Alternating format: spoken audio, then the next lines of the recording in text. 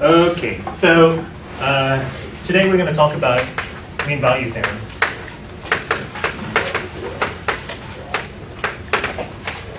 Mean value theorems. And so we're going to start off with some stuff that will seem very trivial to you. You have f, a function from a metric space, into the real line, and you have some point in x. Okay, so you have some metric space, and you have a function going to the real line. Okay, and you have some point here. Okay, and the point has the property that so we want to define the notion of local max. Okay, what do you think I should say? What should the local max be? If this guy's the local max, what does that mean? What should that mean? Once you map it into the function, no point below it would exist.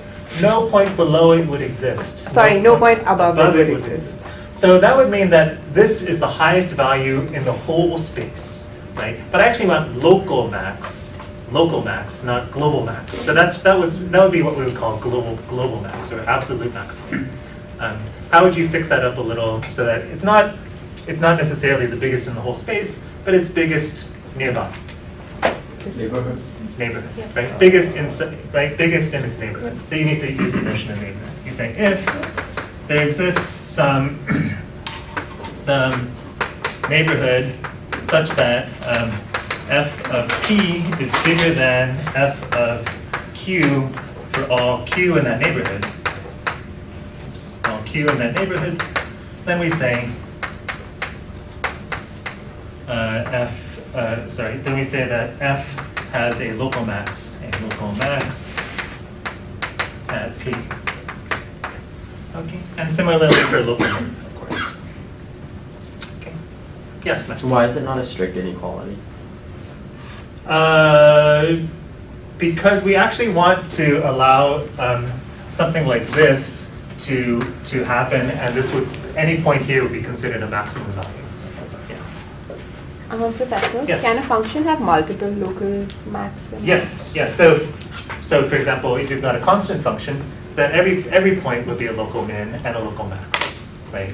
Or you see, you're thinking about in R, right?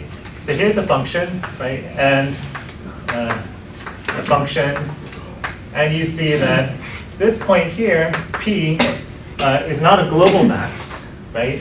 But there's some neighborhood, right? There's in fact a pretty large neighborhood, like this. There's some neighborhood in which it's the highest value, right?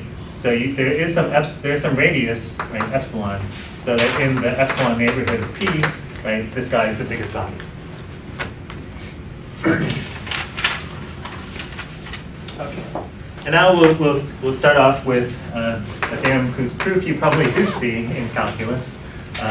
The critical point theorem, aka Fermat's theorem. So critical point theorem, or Fermat's theorem. Although if it's Fermat's theorem, he probably did this. He probably just noticed this immediately. This is a pretty straightforward theorem. Well, but it involves the derivative, which. I mean, it's actually a very deep theorem if you haven't seen it, if you've never seen derivatives before. Okay. In any case,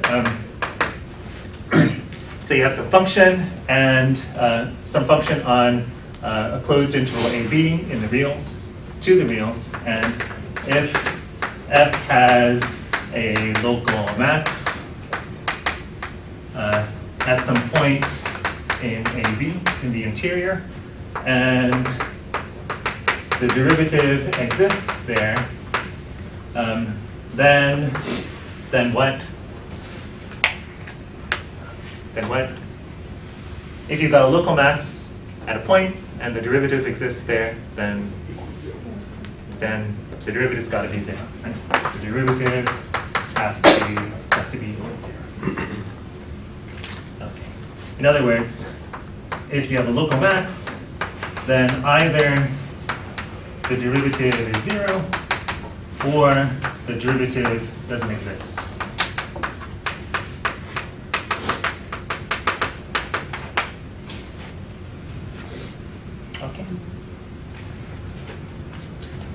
So can somebody tell me the proof of this? Or can somebody tell me why this would be true using the idea that f prime existing means that you should look like a line? Okay. F prime exists means that you look like a line. So why does that imply that the derivative is 0? Actually, talk to your neighbor. Talk to your neighbor and say, well, if it's a line,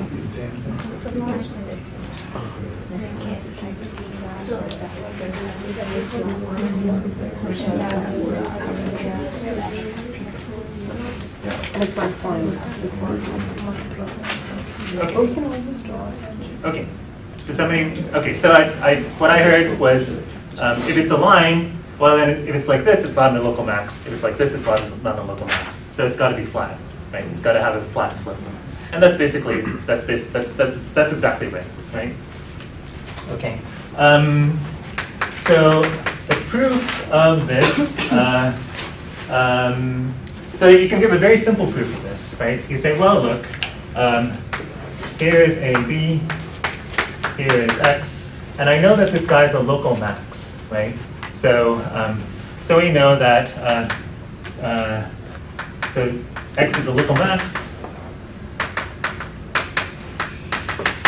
So there exists some neighborhood in which f of x is bigger than or equal to all other values.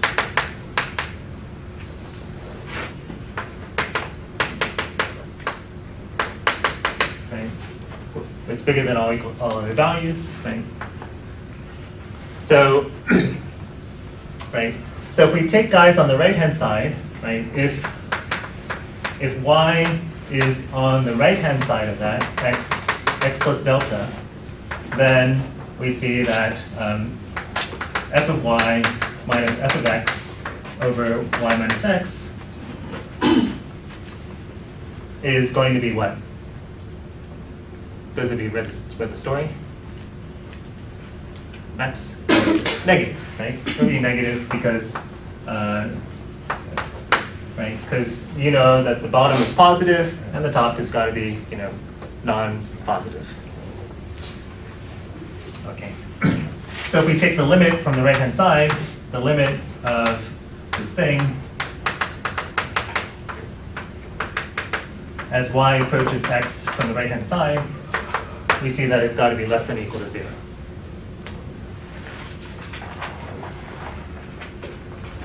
Okay.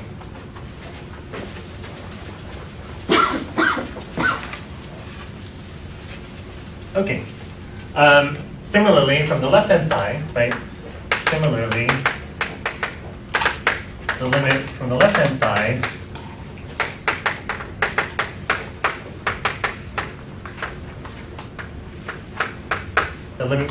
side is going to be greater than or equal to 0, right? But we know that the derivative exists, right? The limit of this exists, right? So it's got to equal, and so it has to equal both of these things. It has to equal the limit from the left and the limit from the right, right? And so must be both greater than or equal to 0 and less than or equal to 0, right? So the limit exists and must equal both of these guys. So that's a perfectly reasonable proof that you would see in Calc 1, right? Maybe you've seen it before. Did you see it? Who saw this in Calc 1? This proof? Nobody. Okay. Okay. It would have been, maybe it wouldn't be reasonable to show in Calc 1. What have I been doing? Okay. Okay, but so that's fine. But I was thinking that maybe it's more instructive to give a proof using the definition of derivative, the alternate definition of derivative, right? That your function is line-like, right? So alternate proof.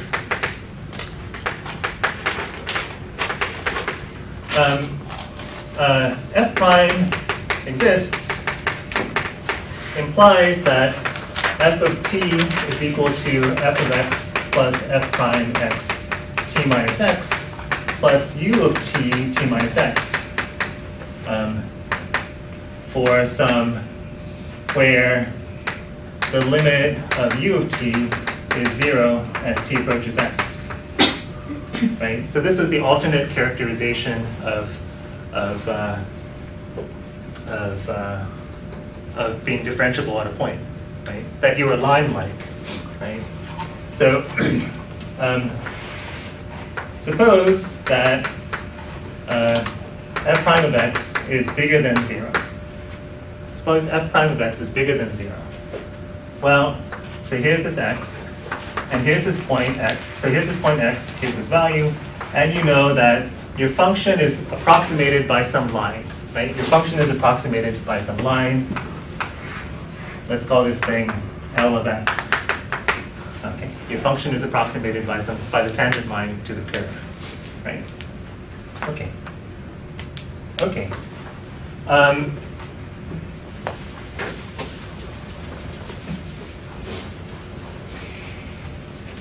Now,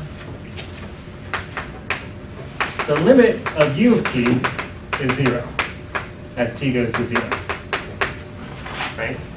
T goes to x, right? The limit of u of t is 0 as t goes to x, right? So I can make, so there exists a neighborhood, right, such that t in the delta neighborhood of x implies that the absolute value of u of t is smaller than, say, half the size of f prime.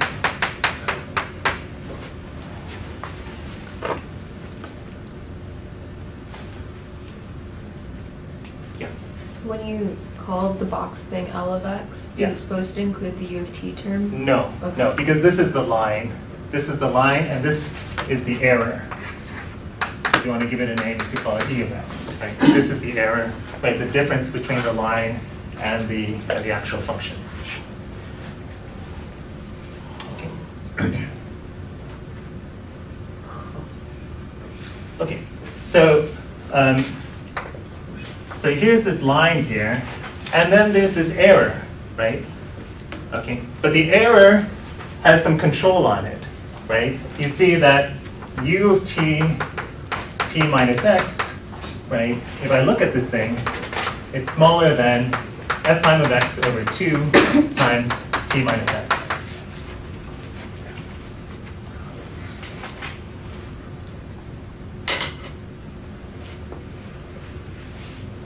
Okay, so let me draw it more vividly. So we've got this guy. This thing is the line, and its slope is f prime, right? F prime some positive number. Okay, and then we have this error thing, which what does that look like? Well, the error lies between two lines, right? It lies between two lines, one of which is has slope half of that, right? And the other has slope 3/2 of that, 3/2 of the slope, right? Right. So you've trapped the guy between these 2 points here, right? Yes, Max. How do you know it's between those two specific lines? That's what this says here, right? That the difference between, so, right, we have that f of t minus the line equals the error, right? Equals this u of t minus x, right? Equals this error. So the absolute value of it equals this, right? In other words, the difference between this guy and that guy is this thing, but this thing is controlled by some slope times the distance to x, right? The distance to x. Well, that means that you lie between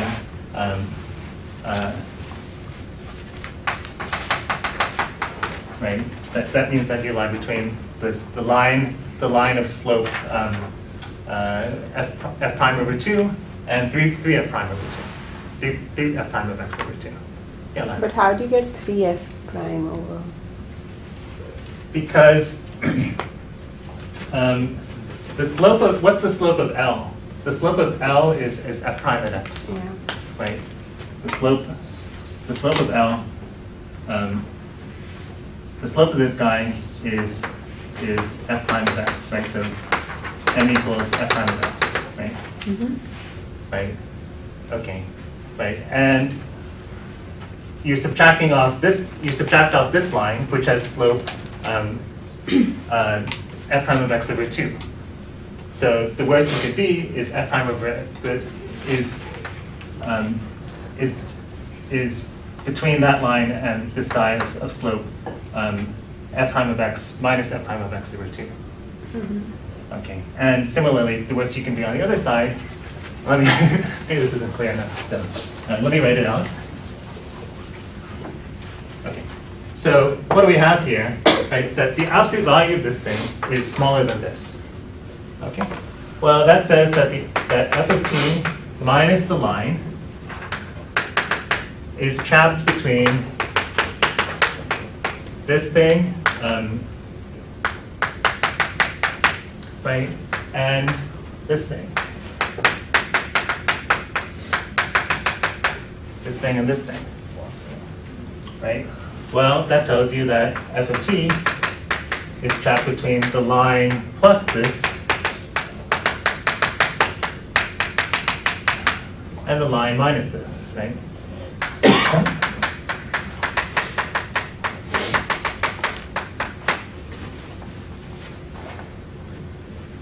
Right? And so you get the line with the slope 3f prime over 2, 3f prime x over 2, and the line of the line of 1/2 f prime x over 2. Okay. I sort of messed. So I need to be a bit more careful, but this is basically right.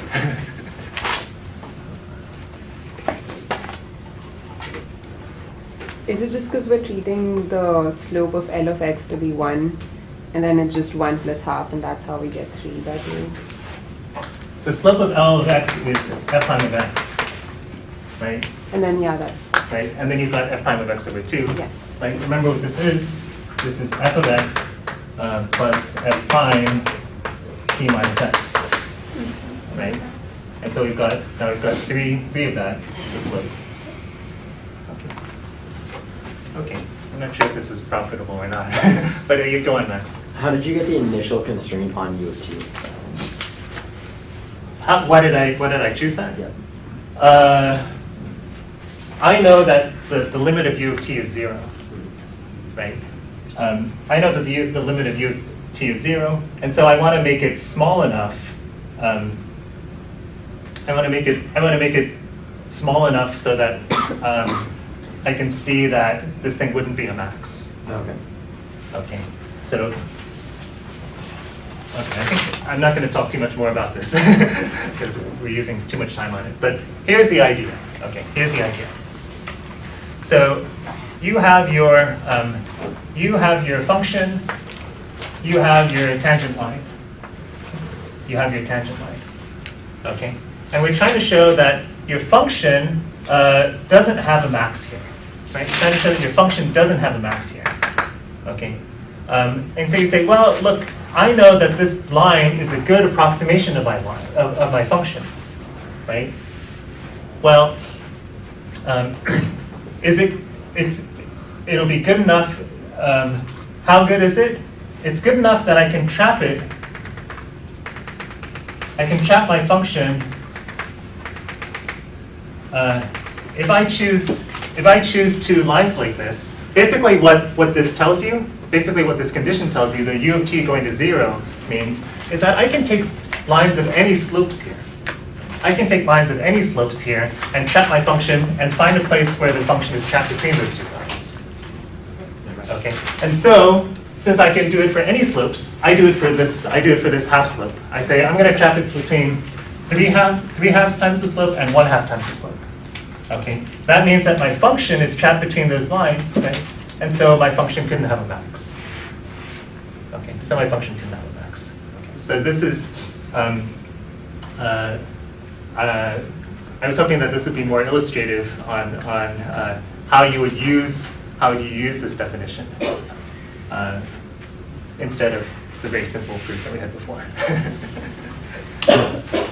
Okay, sorry. Maybe that was more complicated than it was worth. I don't think so. I think it was worth it. Okay, in any case, let's go on. Let's go on. I have a question. Yes. So like, if it's not differentiable at all, but Yeah. if a max still, the local max still exists though. Sure, Like, sure. it's You could have something like this. Yeah. You could have something like And how do you this. prove that the local max exists for that one? How do you prove that a local max exists?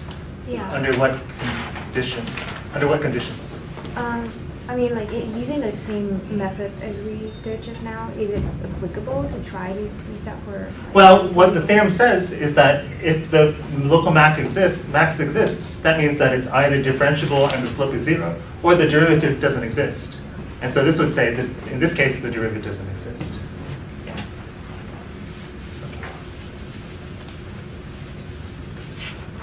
Wait, so how does that show at the end that the derivative doesn't exist? That what? The derivative doesn't exist. This part doesn't show that. This part is to show that if the derivative were positive, if the derivative existed and were positive, then you wouldn't have a local max. Okay. Oh, I see. So where's the contradiction?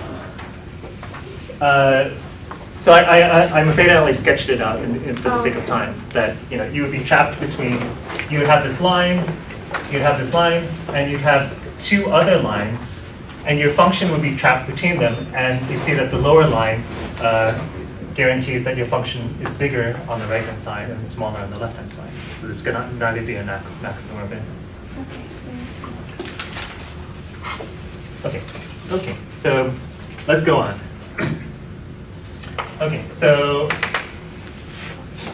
So Rolle's theorem. Again, something you've seen before. Somebody remind me what Rolle's theorem says. Does anybody remember Rolle's theorem from your distant childhood?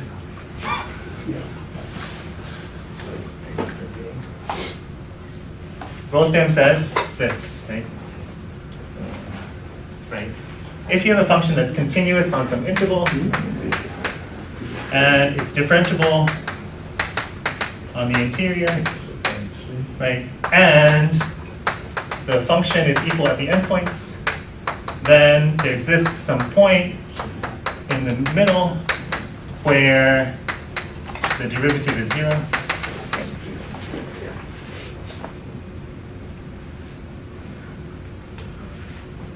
Okay.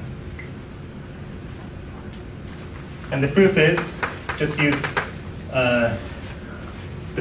use the extreme value theorem. Okay, so this is where we use the extreme value theorem. By the extreme value theorem, we know there's a point where there's a point P in AB where f has a max, has a global max. You know there's a point in AB where f has a global min.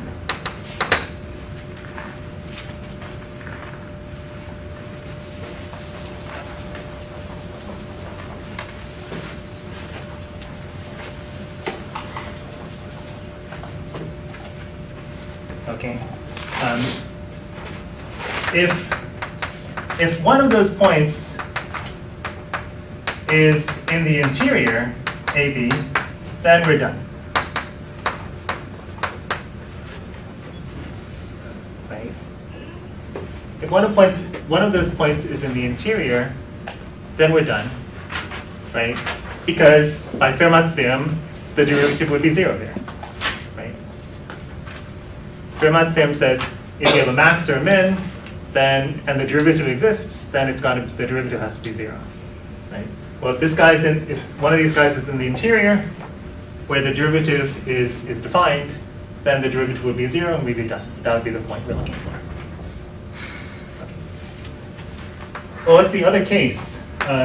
If neither is in AB, that means that both are at A and B, right? They have to be at the endpoints,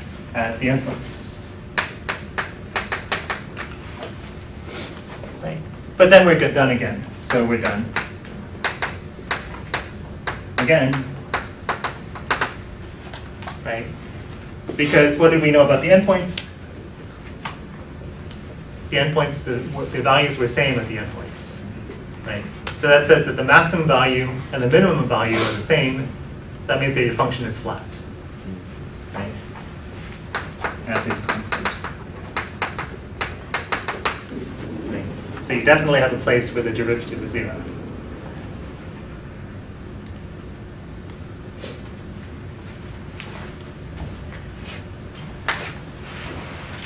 That's the proof of Rolle's theorem. Let me give you a modified Rolle's. It's basically the same thing. Suppose you have two functions. So you've got two functions, f and g, continuous in AB, and differentiable on the interior.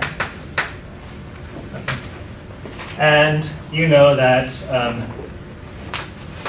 f of a minus g of a equals f of b minus g of b.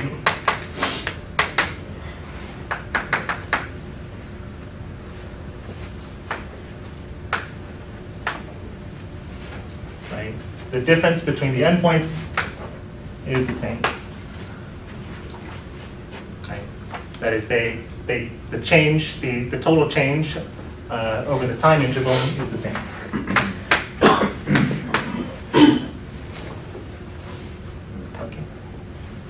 Well then, what am I going to say?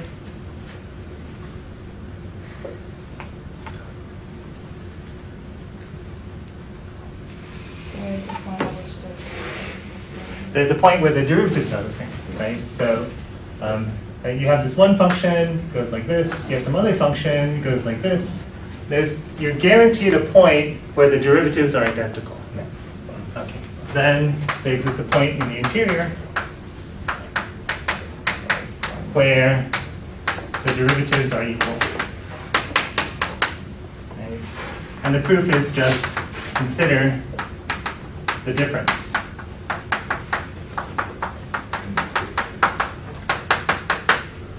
Or rather, apply Rolle's theorem.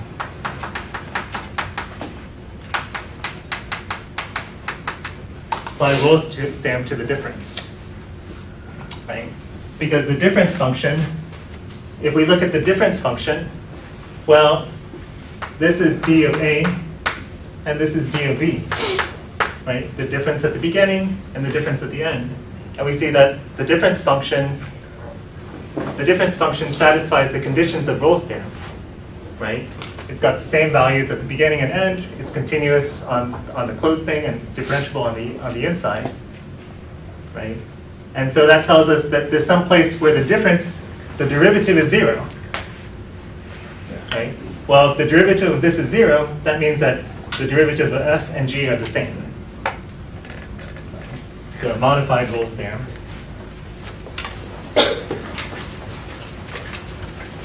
Okay.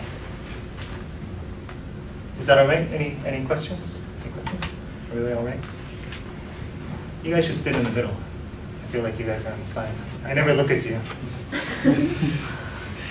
Okay, so now we're going to do a modified Rolle's theorem.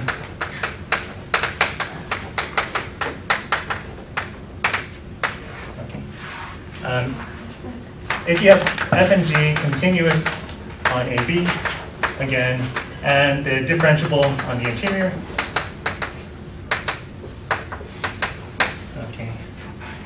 Okay. So in the initial Rolle's theorem, we put this condition on the endpoints, right? And here we're also putting a condition on the endpoints, right?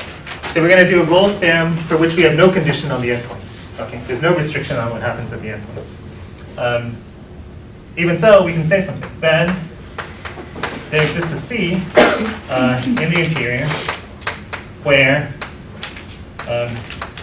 f of b minus f of a times g prime c equals g of b minus g of a times f prime c.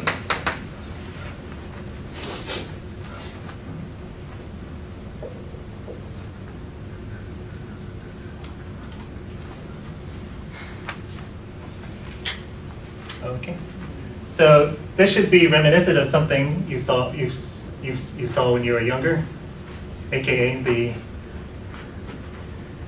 you remember the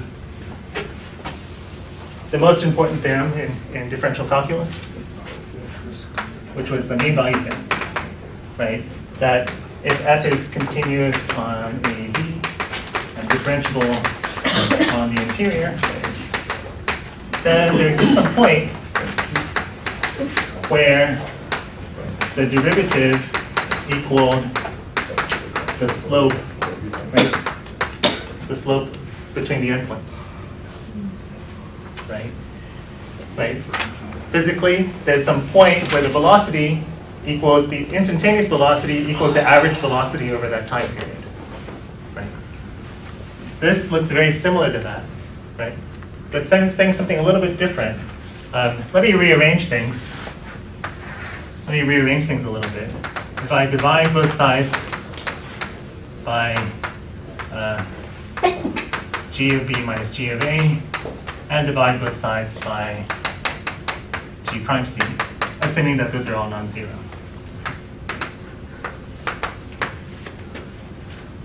Okay.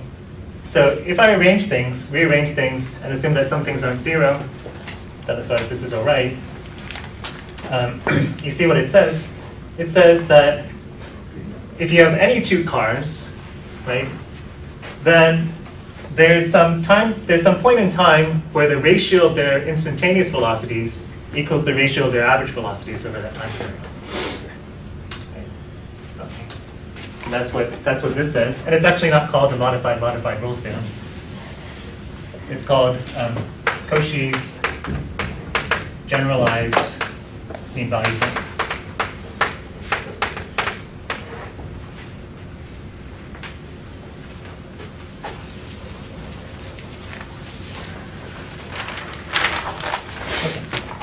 So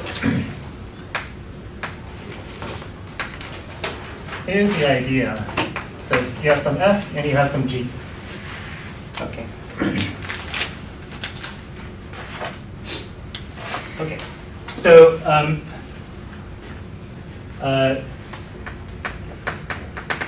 let's do this. We only have a couple minutes. So let me, just for simplicity, so if g of b minus g of a equals 0, then it's actually easy.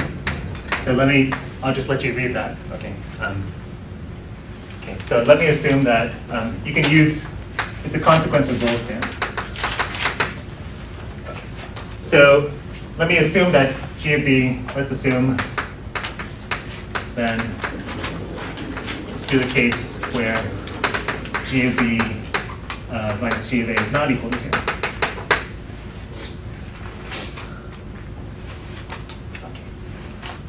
Okay, so you do something funny, which is that you say, okay, well, I'm going to create a third function. Let h of x be a multiple of g. Okay, it's going to be this.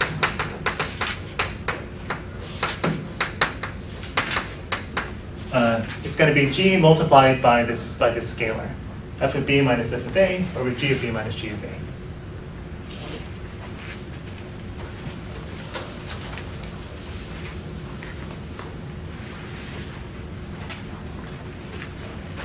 Okay. So you take your g and you multiply it by some constant. Okay. You multiply it by some constant. You sort of scale it in some way. So you get some third function. h. Okay. But now, why did we choose this function? Observe. If we look at h of b minus h of a, what do we get? F of b minus f of a. We get f of b minus f of a, right? We get the constant times g of b minus the constant times g of a, right? Well, that's just f of b minus f of a, right? And that's why we chose that constant, right? We chose that constant so that the difference of the function, right? The difference between the endpoints of those values would be identical, right? So that we can apply the previous modified Rolle's theorem to it, right? So by the modified Rolle's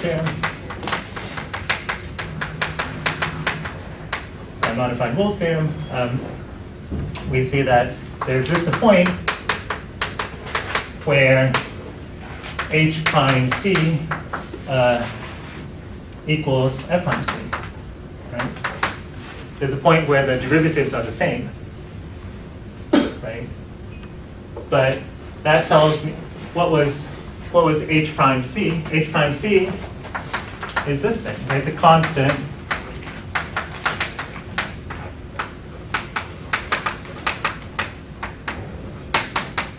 times g,